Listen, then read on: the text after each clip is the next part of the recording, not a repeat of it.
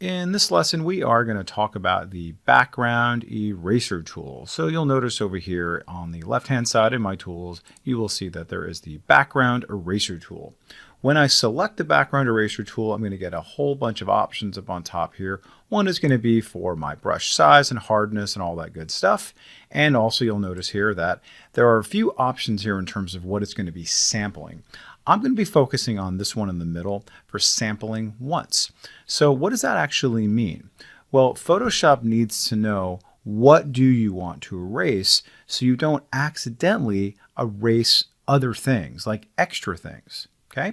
You'll also notice that there's this tolerance. Well, if I click on this gray, do you mean a whole lot of gray or even more gray or lighter gray? So I'm going to keep my tolerance kind of like somewhere in the middle there. But you can experiment with higher tolerance or lower tolerance depending on what you want. All right, now you'll notice here I have my foreground of St. Oars, and then I have this background of my blue sky that I'd like to actually come shining through.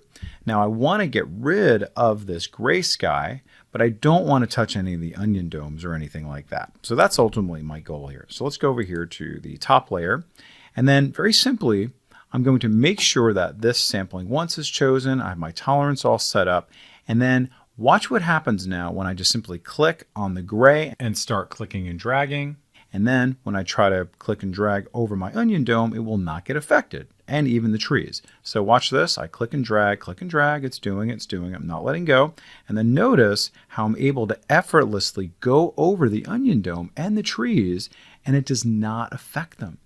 It is absolute magic because of the sampling of the gray that I started off with. See, I'm just clicking and dragging. I'm not even letting go of my mouse yet.